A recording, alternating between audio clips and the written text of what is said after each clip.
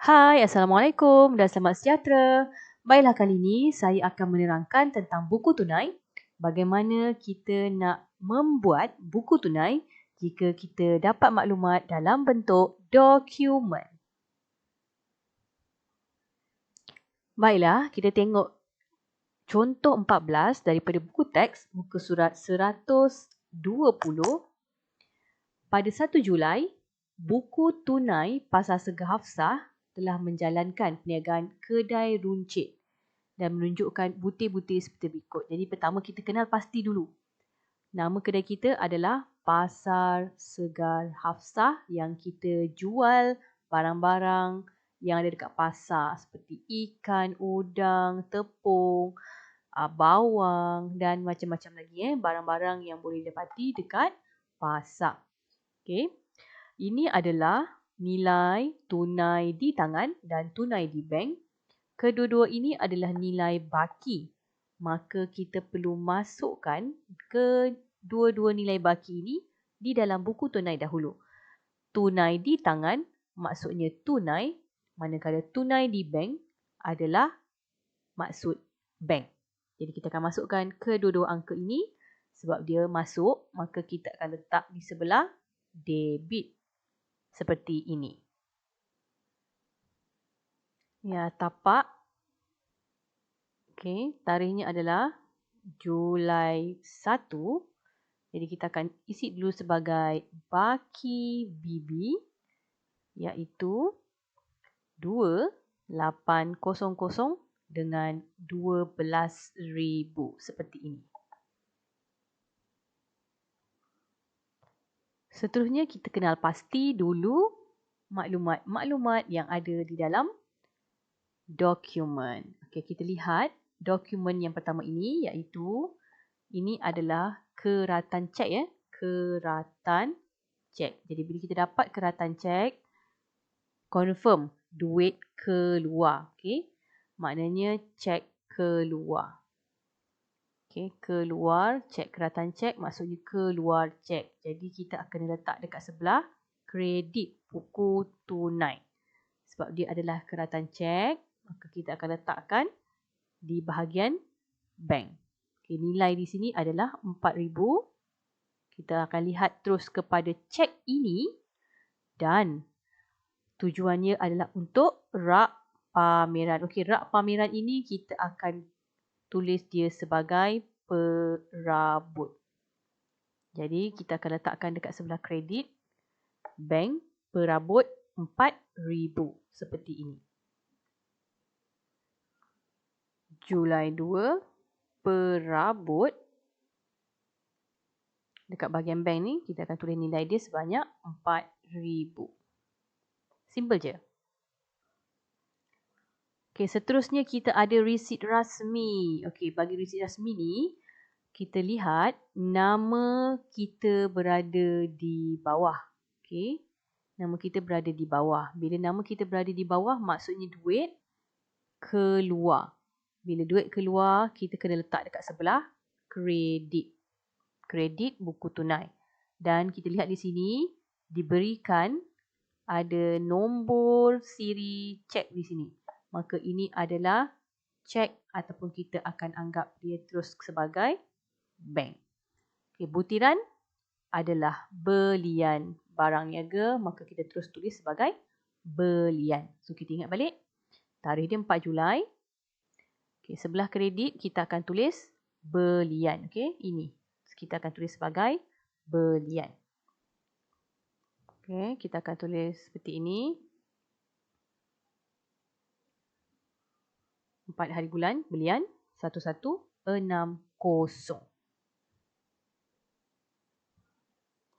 Next, kita akan tengok bil tunai di sini.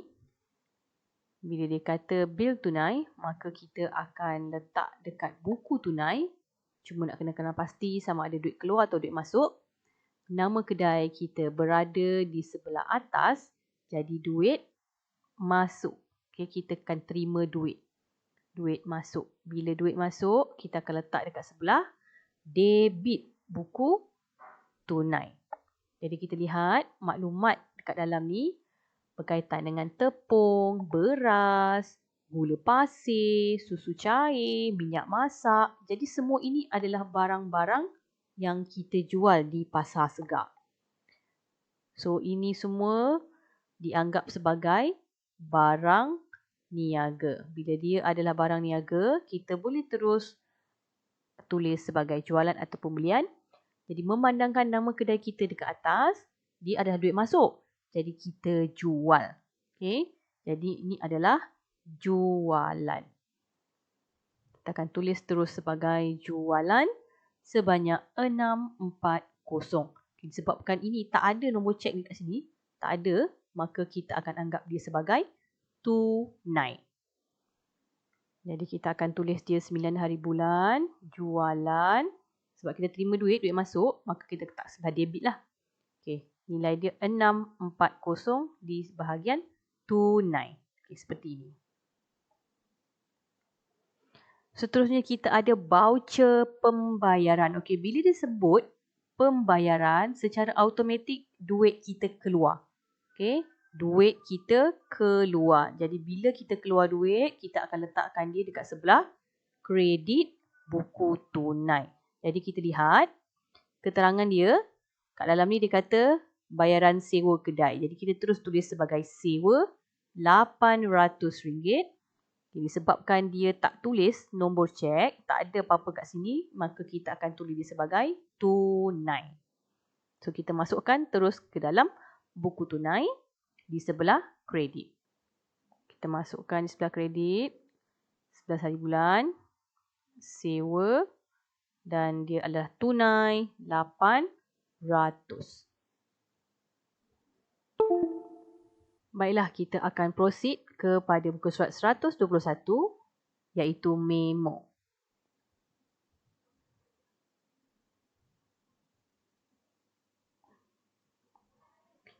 Kalau kita lihat pada memo, okay, di sini memo ni sebagai nota saja, notis. Jadi kita kena fahamkan dia punya maklumat di dalam tu. Okay, pada 20 Julai, di sini diberi maklumat 20 Julai, pemilik mengambil wang tunai. Maksudnya tunai akan keluar. Okay? Tunai akan keluar. Bila tunai keluar, maksudnya tunai kena kredit. Bila tunai kena kredit, nilainya adalah RM400. Jadi butiran nak tulis apa? Okay, kat sini dia kata menjelaskan bil telefon tetapi adalah telefon kediaman. Jadi bila dia kata telefon kediaman, sewa kediaman, jadi itu semua adalah urusan peribadi, bukan urusan kedai. Jadi kita tak boleh libatkan dengan urusan kedai. Bila dia melibatkan peribadi, kita akan gantikan dia sebagai ambilan. Jadi dalam butiran akan ditulis sebagai ambilan. Maka kita masukkan tarikh dia 20 hari bulan sebagai ambilan tunai sebanyak RM400. Okey. Seterusnya kita ada resit rasmi. Okey, macam tadi juga resit rasmi kita tengok nama kedai kita berada kat mana. Okey, dari segi ini kalau kita lihat nama kedai kita adalah Pasar Segar Hafsah dan kita berada di atas. Bila kita berada di atas, maknanya duit masuk. Bila duit masuk, kita kena letak di sebelah debit buku tunai. Jadi, kita lihat ini adalah nombor cek diberi. Maka ini adalah bank. So, kita akan masukkan dekat bank nanti di sebelah debit. Dan kita lihat tujuan dia adalah untuk menjelaskan hutang. Jadi pelajar kena ingat kalau dia kata dia bayar hutang ataupun invoice. Jadi apa-apa yang berkaitan dengan hutang dan invoice, dia adalah direct kepada nama kedai itu sendiri. Nama kedai itu adalah Ismail dan anak-anak trading. So ini adalah orang yang terlibat. Jangan tulis nama sendiri pula. Okay, dekat dalam butiran, jangan sesekali kita sebagai Pasar Segar Hafsah, kita pergi tulis pula Pasar Segar Hafsah di dalam butiran. Itu salah. Okay, bila kita nampak perkataan menjelaskan hutang, melangsaikan hutang ataupun invoice, nampak saja perkataan hutang ni, terus kita fokus kepada orang berkenaan, kedai itu. Okay, so macam mana kita nak isi? Kita akan isi seperti ini. Okay, sebab kita terima duit, maka kita akan tulis 20 Julai Ismail dan anak-anak. Anak-anak trading. Okay, saya tak tulis penuh lah. Tak muat kat sini. Okay, nilai dia adalah 900 sebab dia ada nombor cek tadi. Maka kita akan letak dekat bahagian bank. Dan cuba kita lihat dekat sini. Okey, ada diberikan diskaun. Okey, diskaun sebanyak RM100. Jadi jangan lupa kita masukkan diskaun tersebut di dalam kita punya buku tunai. So kita akan masukkan diskaun RM100 seperti ini. Next, kita ada slip daftar tunai. Jadi untuk slip daftar tunai, kita lihat nama kedai kita tak ada dalam senarai slip ni. Jadi secara automatiknya kita beli barang. Jadi kita beli barang maknanya duit akan keluar. Okay, duit keluar. Maka kita akan letak dekat sebelah kredit. Kredit. Okay, sila lihat dekat sini. Nilai di sini adalah jumlah. Okay, so ini adalah jeruk buah, minyak masak, rempah kari. So ini adalah kita punya barang niaga. Okay, barang niaga. Jadi bila kita beli, kita akan tulis dia sebagai belian barang niaga. So kita tulis belian lah. Okay, belian. Jumlahnya adalah 420. So kita akan masukkan terus kat dalam buku tunai di sebelah tunai. Sebab dia tak ada nombor cek.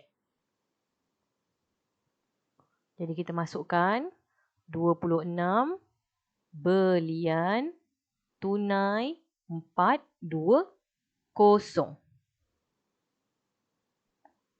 Okay, next. Kita ada memo. Memo di sini, macam saya cakap tadi, memo adalah sebagai notis ataupun nota saja sebagai peringatan. Jadi kita baca pada 28 hari bulan, okay, merekodkan cek daripada Ismail dan anak-anak. Okay, sebelum ni kita dah terima cek daripada Ismail dan anak-anak. Maknanya bank kita dah tambah. Cek tersebut dipulangkan oleh pihak bank. Kenapa dipulangkan oleh pihak bank? Dia kata rujuk penyuruh bayar. Jadi kalau kita nampak perkataan rujuk penyuruh bayar ataupun dia kata dipulangkan oleh pihak bank, maksudnya ini adalah cek batal. Okay, cek batal ni ataupun nama lain dia adalah cek tak sah ataupun cek tak laku. Jadi cek ini kita akan cancelkan. So sebelum ni kita dah masukkan duit di dalam bank. So kita kena batalkan balik. Kita kena tarik balik cek tu dan pulang semula kepada Ismail dan anak-anak trading ni. So cara dia kita akan tulis seperti ini. Kita akan letak dekat sebelah kredit sebab duit akan keluar. So tarikhnya 28 hari bulan. Tulis semula Ismail dan anak-anak trading tadi tu kita tulis balik nama dia. Dan biasanya kita akan buatlah dalam kurungan sebagai cek tak laku. Okay, tu cek itu dah cancel kan? Okay, maka kita akan tuliskan dia cek lah kredit dekat bahagian bank ni RM900. Tapi kalau kita lihat dekat sini, nilai asal dia tulis sini kita ada 100 untuk diskaun dan kita ada 900 untuk bank. Tapi kita hanya masuk bank saja. Diskaun kat sini adalah diskaun diberi. Jadi dia tak ada kena-mengena dengan diskaun diterima. Dia bukan kawan yang sama. So kita tak boleh pandai-pandai pergi letak 100 kat sini. Okay, ini salah. Tak boleh letak 100 kat sini. Sebab dia bukan benda yang sama. Okay, next kita tengok kita ada slip bank. Okay, ini dinamakan slip bank. Slip bank ini sebagai bukti sama ada bank keluar ataupun bank masuk. Antara dua Tapi kalau kita lihat betul-betul, dekat sini dia kata simpanan. Maksudnya bank masuk. Okay, kita akan simpan duit di dalam bank. Jadi bank masuk, kita akan letak dekat sebelah debit bank. Tapi siapa yang masukkan duit ni? Okey, daripada pasar segah Hafsah sendiri. Maknanya kita sendiri yang masukkan duit. Kita sendiri yang simpankan duit. Maknanya di sini tunai akan keluar. Jadi kita akan jadikan dia sebagai kontra di mana tunai kredit dan bank akan debit. Jadi kita akan masukkan seperti ini. Kita masukkan dulu yang sebelah kredit dulu 29 hari bulan. Okey, tunai keluar 1,200 dan kita akan tulis dia sebagai bank. Dan kita akan tulis daripada arah yang berdatangan yang sebelah debit pula. Tadi tunai keluar, sekarang ni bank masuk. So kita akan tulis bank 1,200. Kita akan tulis balik tarikh 29 hari bulan dan ini adalah tunai. So make sure bila dia tulis kat lorong bank, dia akan tulis balik tunai. Bila dia tulis kat lorong tunai, butirannya akan jadi bank. Jadi jangan lupa dekat bahagian folio ini kita akan letakkan K sebagai catatan dia adalah kontra. Okey, so tengok balik. Tengok balik bank. Kita akan letak dekat sebelah okey, tunai kita akan letak kat sebelah kredit dan kita akan tulis bank dan kita akan masuk balik bank dan dapat duit daripada tunai. Dan pada dokumen yang terakhir, iaitu pada muka surat 122, iaitu resit rasmi. Okey, ingat semula resit rasmi, kita akan tengok nama kedai kita. Nama kedai kita berada di bawah. Bila nama kedai kita berada di bawah, maksudnya duit keluar. Duit keluar, jadi kita akan letak dekat sebelah kredit buku tunai. So di sini adalah nombor cek, jadi dia adalah bank. Dan kita lihat di sini menjelaskan hutang. So kita ingat balik, kalau dia kata hutang ataupun invoice, maka kita akan letak nama. Okay, nama siapa? Nama orang lain, nama kedai lain. Okay, iaitu di sini, di atas ni. Okay, sebab pasar segar Hafsah ni kita. So kita akan letak nama orang lain ataupun nama kedai lain iaitu Syarikat Peruncit Mei Shan. So kita masukkan 30 hari bulan Syarikat Peruncit Mei Shan dekat bahagian bank 3400 sebab kita keluarkan cek. Okey. Kita lihat di sini dia ada diskaun tunai sebanyak 340. Jadi kita kena masukkan diskaun ini di dalam buku tunai. So kita masukkan diskaun 340 seperti ini. Jadi sekarang ni kita tengok step kita cara nak menutup buku tunai. Kita kena tengok tunai dengan tunai. So saya kira 2800 tambah dengan 640. So sebelah debit ni total dia adalah 3440 3440. So saya masukkan dulu 3440 dan saya tengok dekat sebelah kredit ni dia kurang. So kita pun masukkan, kita pun kira 800 tambah 400 tambah dengan 420 tambah lagi dengan 1200. Jadi dia akan dapat 2820. 2820. Saya tulis kat bawah dulu. 2820. Cuba tengok. Antara 3440 ni dengan 2820 mana lebih banyak? Okey, yang lebih banyak itu adalah 3440. Jadi kita akan letakkan 3440 di kedua-dua tempat. So kita akan tulis 3440. Yang ini tak cukup nilai yang ni tak cukup. Jadi kita bandingkan, kita tolak. So kita tolak dua ni. Kita bezakan. Jadi 3440 tolak 2820. Kita akan dapat 620. Jadi kita masukkan 620 sebagai baki dia. Okay, so kita masukkan 620. Saya tulis kat bawah sekali. So tak ada masalah pun kalau kita tulis kat bawah. Ni adalah baki. Sebab dia tak cukup dekat sebelah kredit. Sebelah sini kurang. Bila sebelah sini kurang, maknanya nilai 620 ni pun kita akan letak dekat di lorong yang sama, di sebelah yang kurang. Okay. So kita kira pula buku tunai ni yang di sebelah bank. Okay, di sebelah bank kita kira 12,000 tambah 900 tambah 1,200. Kita akan dapat 14,100. Okay, so kita kira tadi 14,100. Dan kita kira pula yang kat sebelah kredit buku tunai, iaitu yang bank. Jadi kita tengok 4,000 tambah dengan 1,160 tambahkan dengan 900 tambah lagi dengan 3,400. Kita dapat 9,460 sahaja. Jadi kita tuliskan 9,460. Dia nilai ni sikit Bila nilai ni sikit, kita akan tulis di ruang yang ini.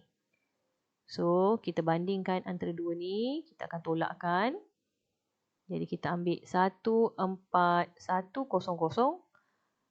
tolak 9,460. Maka kita akan dapat baki 4,640. Yang tak cukup baki tu kita akan letakkan di tempat yang kurang tadi. Okay, jadi nilai yang sebetulnya yang paling banyak ni kita akan letakkan di kedua-dua tempat. Di sebelah imbangan. Nilai yang bawah sekali. Dan akhir sekali, yang lain-lain ni kita boleh padam. Kita padam saja sebab ini semua dah tak diperlukan lagi. Kita hanya buat pengiraan saja. So ini semua kita padam. Okay, dan kita pun masukkan dia punya baki. Okay, tadi Julai kan. So sekarang dia akan jadi Ogos. Ogos 1 baki hujung bulan tu dia akan jadi baki bulan yang baru, baki bibi.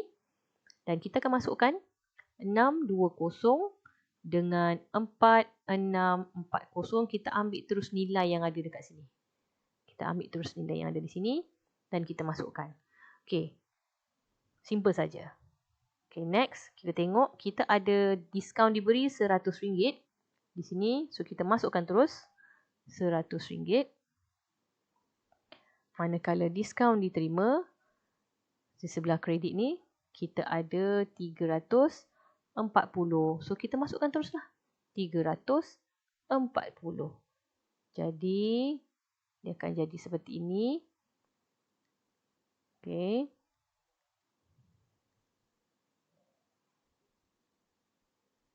Jadi tengok jawapan dia.